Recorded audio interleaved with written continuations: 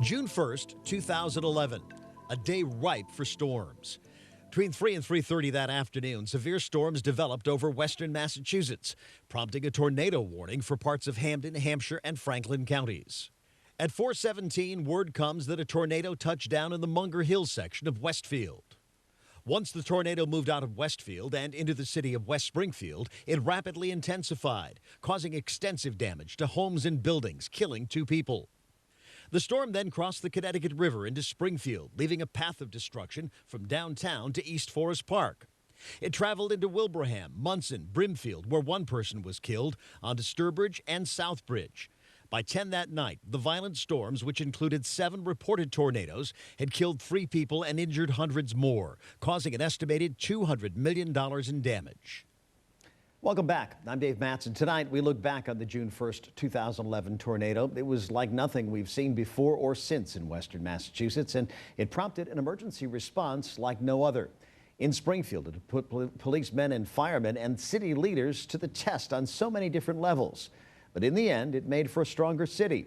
Recently, Mayor Dominic Sarno and I revisited areas of the city that were hit the hardest. And it was surreal. It reminded me of Rod Sterling, The Twilight Zone. That's Mayor Dominic Sarno's first impression as he walked down Main Street into Springfield's South End, one of the sections of the city hit hardest by the tornado. The first thing he saw was the tree damage in Court Square, but the tornado didn't stop there. It hooks right. Yep. Just takes a right, does a devastating job in our South End area, destroys, takes my old beloved South End Community Center takes a huge hit, and then it hooks left, goes up Central Street, destroys Maple High 6 Corners area, hits Springfield College, and then really veers to the right and south from South Branch Parkway, all the other tributary side streets to Island Pond Road, just devastates the area. Are you pleased with the progress here, or could this go faster for you? Being a mayor, everything has to be done yesterday, yeah. But I am pleased. Dryden School took a hit, not a complete hit, but a substantial hit, and we were able to get that back online pretty quickly, quicker than Brookings, because Brookings we had to rebuild. And again, the school system community came forward. We were able to get our kids back into schools and different schools moving forward. Cathedral obviously took a direct hit. The kids were rehoused in other areas. The tornado continued its path of destruction, zeroing in on the East Forest Park neighborhood. This took a massive hit here in East Forest Park, and all these houses, many of them were all destroyed. And I remember going door to door here. Number one, is Springfield better off today than it was 5 years ago? Yes. And did this whole thing turn out to be a blessing in disguise? Yes. Governor Patrick called me and he said, Dom, when it was Sunday, it was a late Sunday morning, early afternoon, was Dom coming back, and we were walking together to address the media, and almost in unison we said, you know, he said, with these storm clouds, a silver lining is behind them. And we said, I said, you're absolutely right. And this is, thank God nobody was killed. We had the injuries, but we took upon this catastrophic event to say, how could we use this for the betterment of the city of Springfield? The mayor said so many times it was his team that pulled the city through this. Well, the town of Wilbraham also suffered extensive damage from that tornado, and while the scars remain for one woman, the storm changed the path of her life. Here's meteorologist Don Mahart with her story. Used to be a lot more trees in back there. Josie Crouch lives just off Tinkham Road in Wilbraham. She hid in her basement and heard the tornado pass. It was very loud. It was definitely like they say it sounds like a freight train, and it really does. And when Josie stepped outside, the whole neighborhood looked completely different. You couldn't go down the street.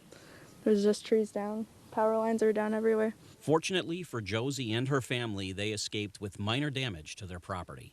Back here, we used to have an apple tree right there, and we used to have a tree right here. And in the aftermath of the tornado, Josie found out the career path she was going to take. So I understand that because of this, you are now a meteorology student, is that correct? Yes. Where are you attending? SUNY Albany. Just a half a mile away from Josie's home, the damage devastating. That was where the pool was. Doug and Linda Burr live on Tinkham Road in Wilbraham. Doug was not home when the tornado hit, but Linda was. There was something about a tornado heading towards Munson. And I said, well, I better go in and turn on the TV. And I didn't go into the family room and turn on the TV. I went down cellar and turned on the TV. Okay. And as soon as I got down cellar, it hit. Linda came upstairs after the tornado moved through to find the damage was much worse than she first thought. Well, the kitchen looks okay, but then I stepped out onto our deck, and I said, all the trees are gone. Not only were all their trees gone, but most of the windows in the home were smashed.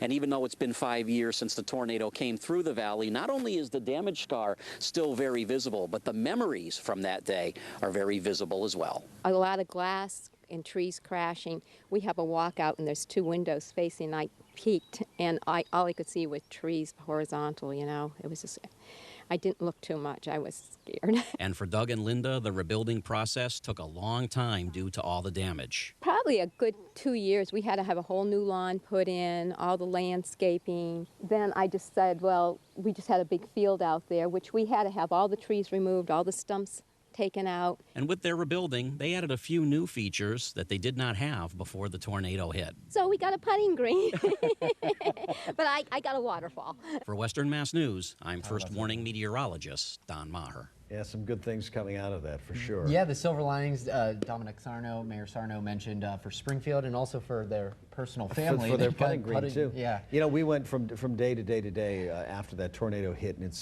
every place I looked at, it's like, no, this can't be Western Massachusetts. But the fact is, it was. And I know you went to Munson that got hit hard, too. I did, yeah, and we have that story coming up in just a minute, and it was just a remarkable scene to see their rebuilding effort there. All right, that when we come back. Stay with us.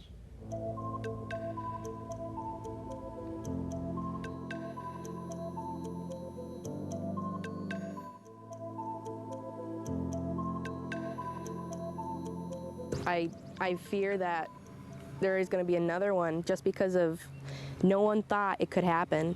No one thought it could happen here. We welcome you back to our special coverage on this, the eve of the 5-year anniversary of the June 1st tornado. Dave, like many residents here in Western Mass, Munson, they really didn't imagine a day like June 1st, 2011 could ever happen. 5 years later, the memories of that day are still fresh in their minds. You couldn't see anything. It was Melissa Dentoncourt's 17th birthday. We were actually getting ready for my birthday cake. The windows imploded.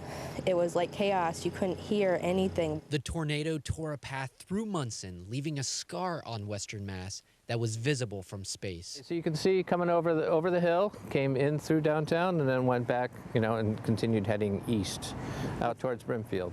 Dan LaRoche joined the town of Munson shortly after the tornado, leading the disaster recovery effort. He's now the town planner. Our physical rebuilding effort, I'd say we're probably 95% complete. Like I said, there's a few projects, there's a few personal properties in town that haven't been rebuilt, but certainly the majority have been rebuilt, and you know, Munson looks as good as ever. The steeple of the First Church of Munson, blown over during the tornado, now houses bells that chime every hour. Main Street, with power poles knocked over and trees strewn about in the initial days, is back to normal, now with a brand new town hall. The missing trees was really, you know, quite a scar on the landscape fabric, and so putting the trees back is really part of that rebuilding effort. Munson's replanting committee has planted hundreds and hundreds of trees, both on public and private land, using Massachusetts government and private donation money. When you're talking about rebuilding, it's really about the people and people coming together and having the resolve to make things happen. While Munson on a whole has been renewed, Physically that day it left me with scars all over. The physical ones aren't the ones that I'm worried about. Dentoncourt's mother, seen here 5 years ago, still bears the marks on her arm from that day. I had a cut from here to here. Physical scars are really starting to heal.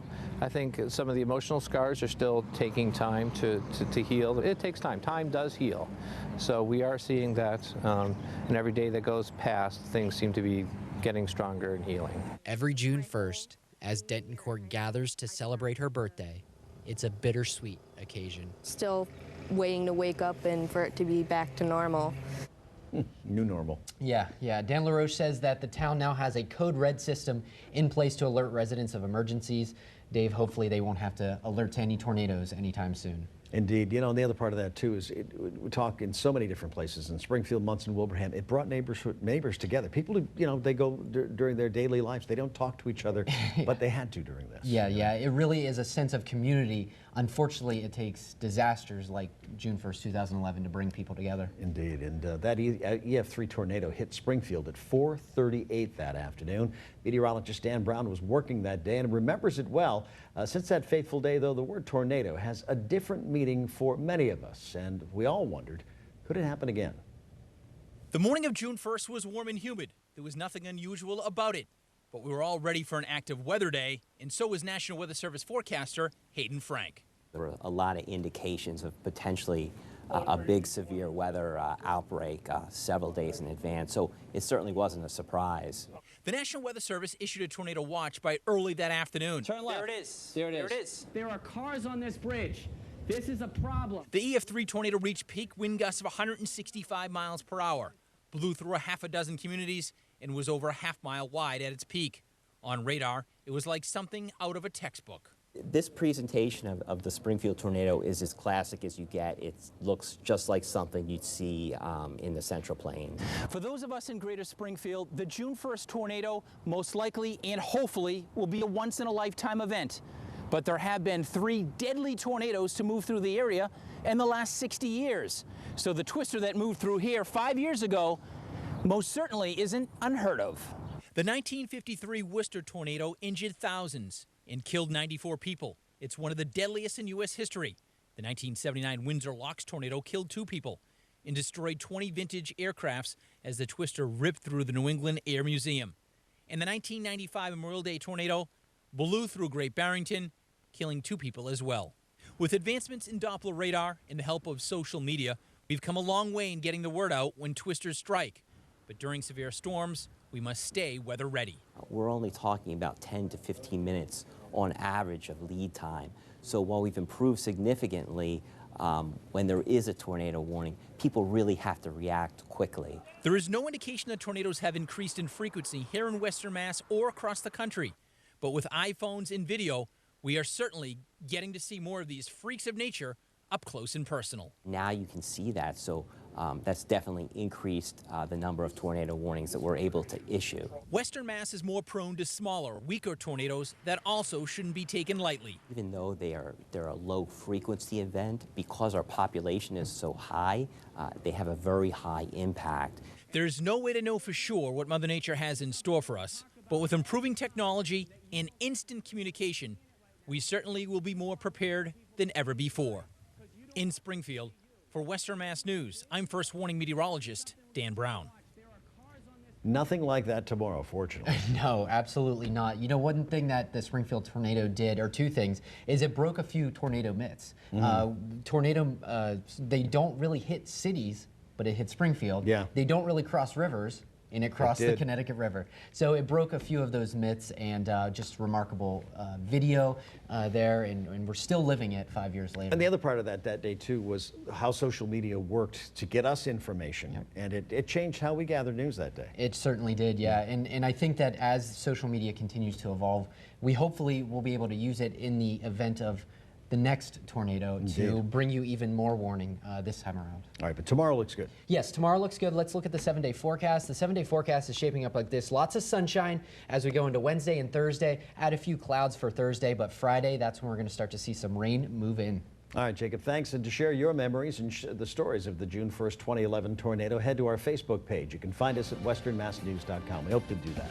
And we will have continuing coverage of the anniversary tomorrow on Western Mass News, all of our newscasts tomorrow. Thanks for watching. Have a good night.